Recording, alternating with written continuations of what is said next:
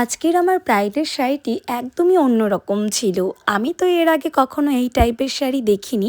এই প্রথমবার দেখলাম। তো কী শাড়ি কেমন অন্যরকম সেটা তো তোমাদের সাথে শেয়ার করবই। বাট তার আগে বলে নিই, আজকে কিন্তু আমি চলে গিয়েছিলাম আমার রিসেপশন ব্রাইডাল লোকেশানে। এটা ছিল আমার ফার্স্ট রিসেপশন ব্রাইডের কাছে পৌঁছেই জিজ্ঞেস করছিলাম কোন রুমে মেকআপ হবে। তো ব্রাইড সেটাই দেখিয়ে দিচ্ছিল। আর এই হলো আমার আজকে ব্রাইডের শাড়ি।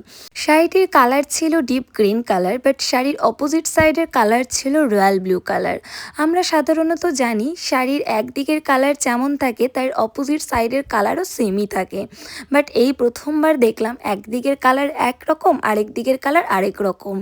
তোমরা অবশ্য শাড়িটি দেখে এটা ভাবতে পারো যে শাড়িটি হয়তো দুদিক করেই পরার শাড়ি, বাট না, একদিক করেই পরার শাড়ি। বিকজ অপোজিট সাইডে সুতো টাইপের বেরিয়েছিল, আমি জানি না ওগুলোকে সুতো বলে কি না, বাট গোল্ডেন কালারের যে কাজ করা, সেই কাজ করার সুতোর মতো দেখতেই ওগুলো বেরিয়েছিল। জাস্ট আমি তোমাদের বোঝানোর জন্য সুতো দিয়ে বর্ণনা দিচ্ছি, আদৌ কি বলে জানি না। যাই হোক, আমি তো এই প্রথমবার এই টাইপের শাড়ি দেখলাম।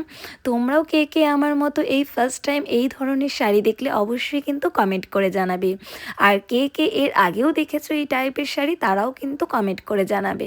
আমি তো ভীষণ এক্সাইটেড এটা জানার জন্যে যে আমি প্রথমবার এই টাইপের শাড়ি দেখলাম, না আমারই মতো অনেকেই আছে যারা এই প্রথমবার এই ধরনের শাড়ি দেখলো।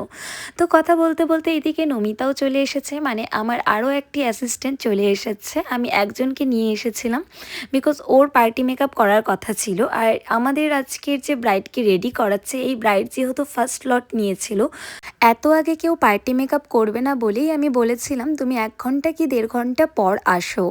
বিকজ ও এসে বেকার বসেই থাকতো, তো সেই কারণেই ওকে পরে আসতে বলেছিলাম। আর আমার ব্রাইডের শাড়ির কালারটি যেহেতু গ্রিন কালারের ছিল, তো সেই কারণে আমার মনে হয়েছে ব্রাইডের শাড়ির সাথে পিঙ্ক কালারের ব্লাউজটি একটু বেশি বেটার লাগবে। যেহেতু ব্রাইডের বিয়ের শাড়ি অ্যান্ড বাসি বিয়ের শাড়ির কালার পিঙ্ক ছিল, তো ব্রাইডকে বলেছিলাম তুমি এই দুটো শাড়ির মধ্যে যে কোনো একটি শাড়ির ব্লাউজ পরে নাও।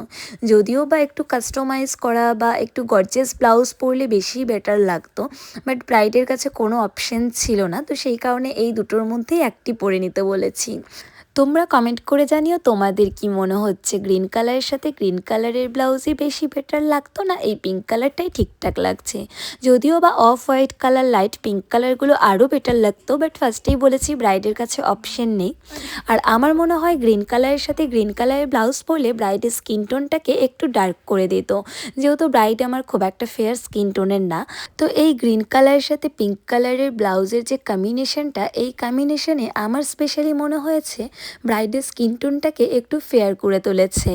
আর এই যে এখন যে আমি ফ্লাওয়ারটি দেখাচ্ছি, এই ফ্লাওয়ারগুলো কিন্তু ভীষণ ট্রেন্ডিংয়ে চলছে।